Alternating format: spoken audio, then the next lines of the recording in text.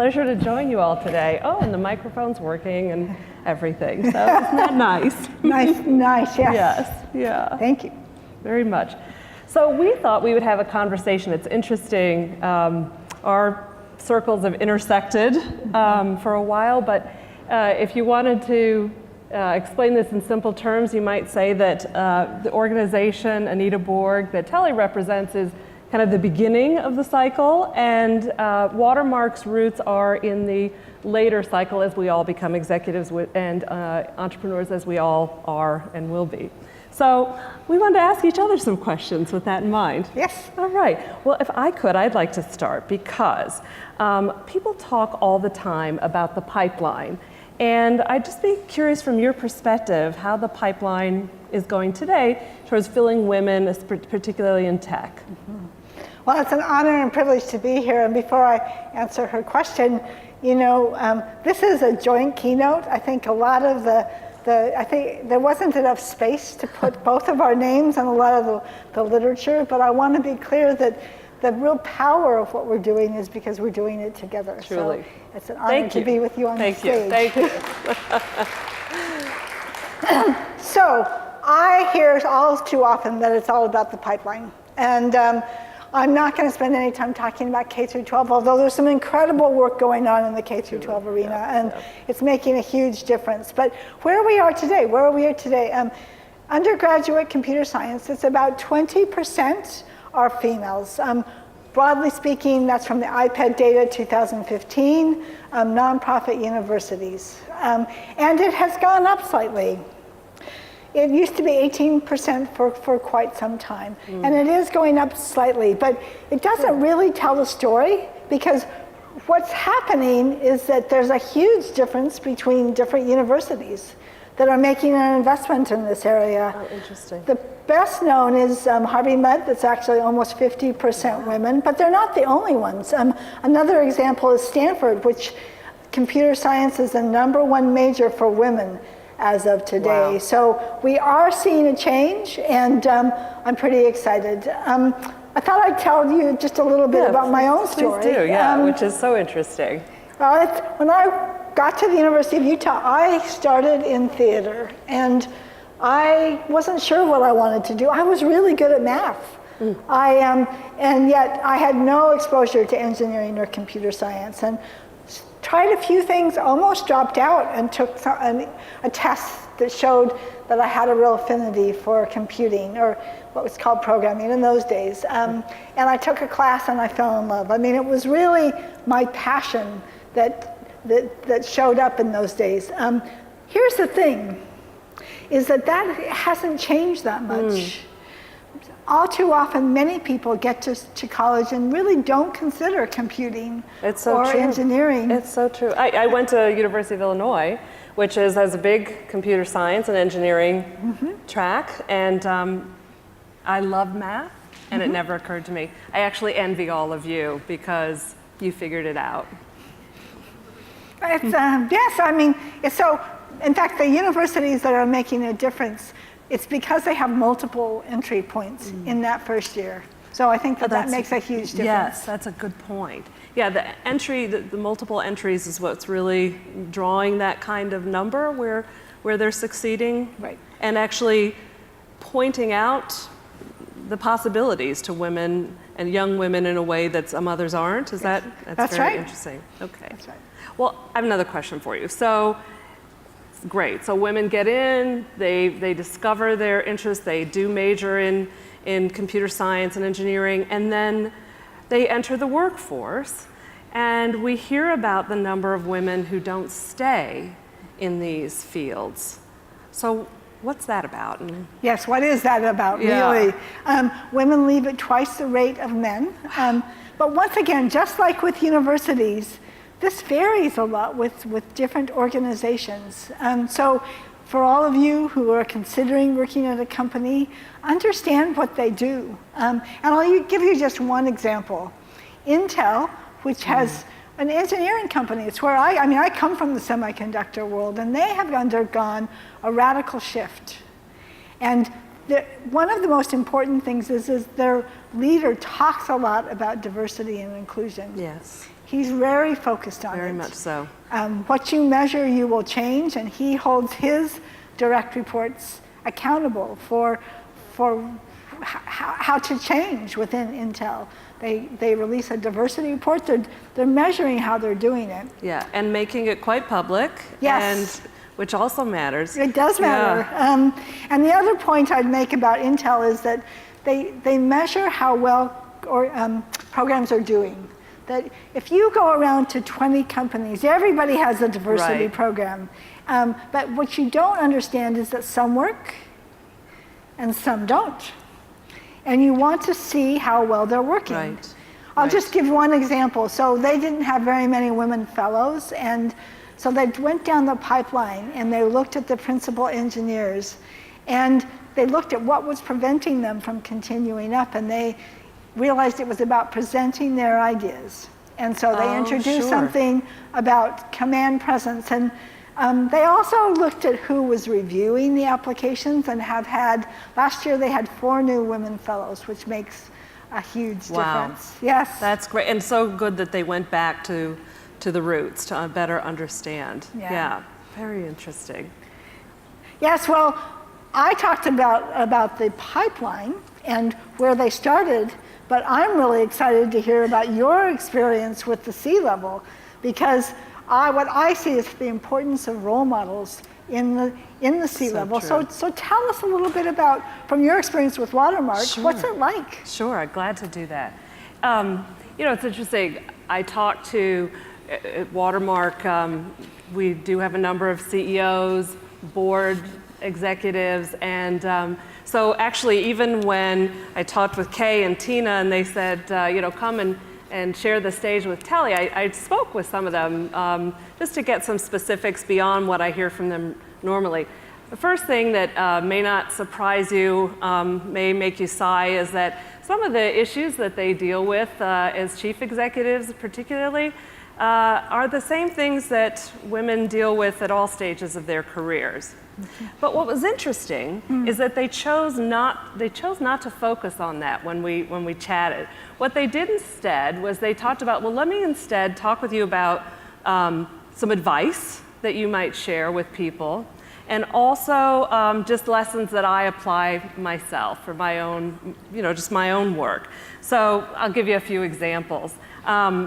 My friend, who actually was my first roommate in New York, who is the president of Nike Direct, she sits on several boards, and she said, it's a little bit of a Sheryl Sandberg lean-in kind of thing, but what she said was, basically, women sometimes pull the ripcord too fast. And what she means by that is that, it gets hard. I mean, the numbers that you cited, Telle, about women leaving, it's because we start getting frustrated. I don't know what your own personal experiences are, but sometimes you can feel very invisible in the workplace, or that things that you need to balance your life or whatever it might be, just you're not finding room for, so we leave. Now the good news is a lot of us become entrepreneurs, but if you're gonna stay, what she says is don't leave without asking for what you need. And a couple of thoughts on that. One thing is, in her case, she was actually, her child was 18 months old, and she said, I'm on a partner track at McKinsey, I can't keep doing this. And she just said, I'm gonna ask. They let her be a part-time employee for 9 years.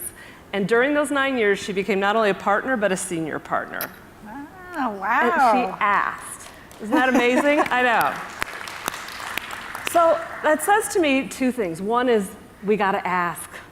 And I don't know about you, I wasn't taught to ask. We gotta learn how to put on our big girl pants and ask. And the second thing is, we just have to speak up. So that was one of the things that I heard and that came through loud and clear. Maybe a couple of others. One of the things that these women said, Hannah Kane has a business in Fremont called Alum. I don't know if you've ever come across her. You'd remember her, let's put it that way, if you met Hannah. She says, when she's in a room with another woman, and she invites us to do this, and men, she invites you to do the same, which is transfer your power. you show that you are interested in the other woman in the room, that you're interested in what she has to say, that you take her seriously and you're listening. Because we all pick up on that, right? Just like we all pick up on the signal when the rest of us are, looking at our phone. So I thought that was something that was really good. Just a couple of other things. Networking was something that has been talked a lot about. I know in the last women's event and over lunch, one of them gave me just one extra piece of advice that I would pass on, and that is, we're not all extroverts.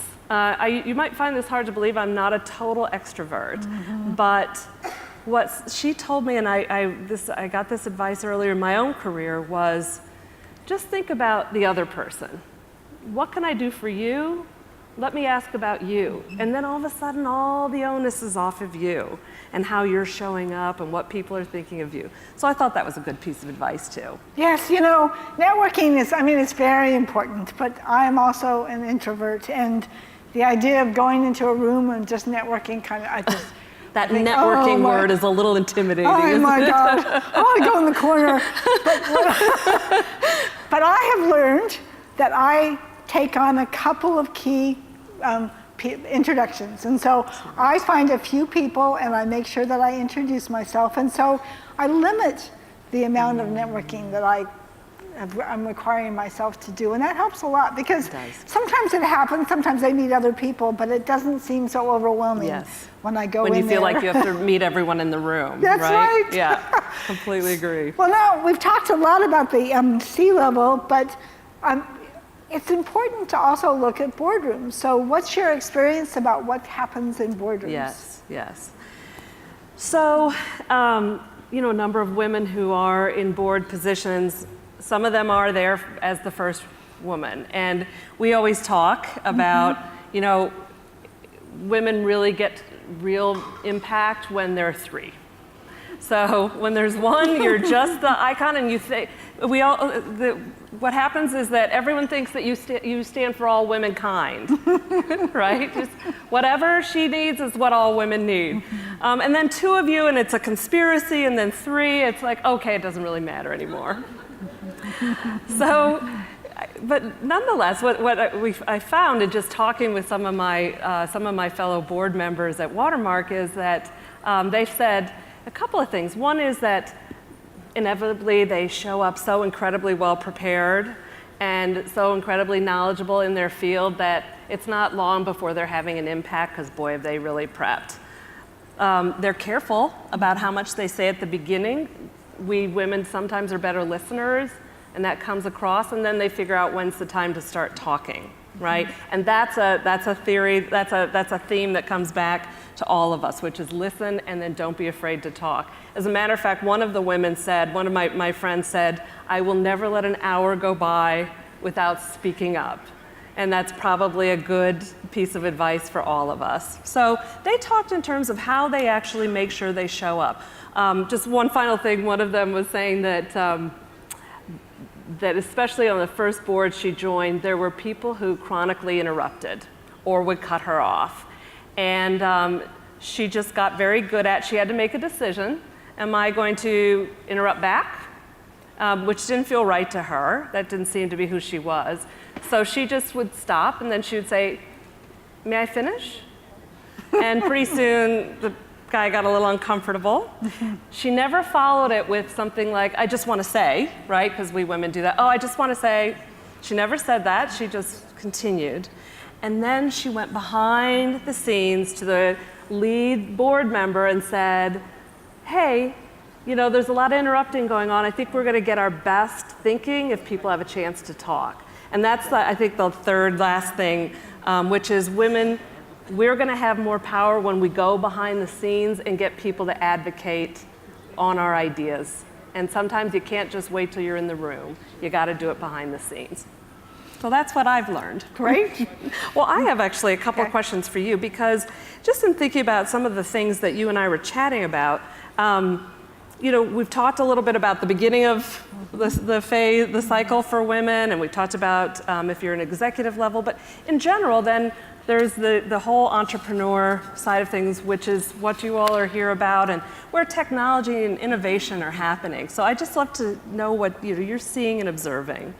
Well, I believe that technology innovation is going to change the world, and that we need women at the table creating technology. Here. How many people here are entrepreneurs?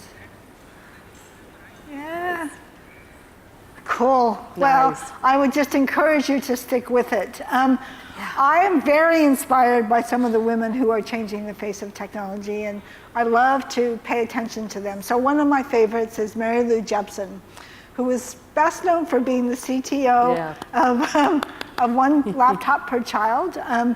She has over 100 patents, and she's very focused on creating technology. She's got a new startup called Open Water, which is taking her skills in terms of optics and also personal medical devices. And she just gave a TED Talk, so if you're interested in what she's doing, it should be available soon. Oh, it is so cool. But she took her skills as far as technical excellence, but she's also CEO of Open Water. So she's actually moved into a leadership position while still keeping her fingers in technology innovation. And I love to recognize women who continue to innovate technically. Another woman who I have a lot of admiration for is Yoki. I have to say. You're talking about from Nest, right? Yeah, Yoki Matsuoka, who is the CTO at Nest. And she takes her expertise in robotics, and she's decided to stay on the technical area, but has made huge difference in terms of home automation by becoming the CTO and staying focused on the technical side and making huge difference at Nest. Wow, that's so cool. Now, here's my advice to you as entrepreneurs. Stay true to yourself and go for it. Learn from others, but just do it. Well said. Well said. Well, thank you. No, and I love the. I think so. A couple of the themes that were coming through there for me. One was just that the idea that women in technology can not only continue to feed that passion, but also expand it to be leaders and marketers and salespeople, which I think is so interesting. Yep. No. Yeah, right? Yes. I think it's important to do whatever is your strength. But realize that you can be an entrepreneur, and I guess I'm speaking to people who already see that, but it's important.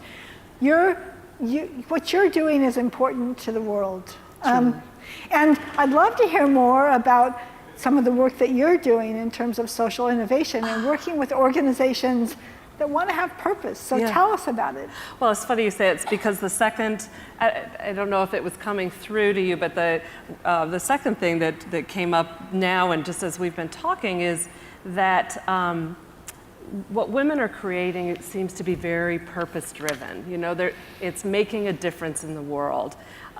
What's funny for me, and what I found both a funny coincidence and just delightful, is that in my day job, I'm in PR and marketing. We do an awful lot with organizations who are really facing some kind of transformation. What companies are finding, and this may not surprise you in the least, is that it's no longer enough, particularly for the employees, to think about what the company does, but why.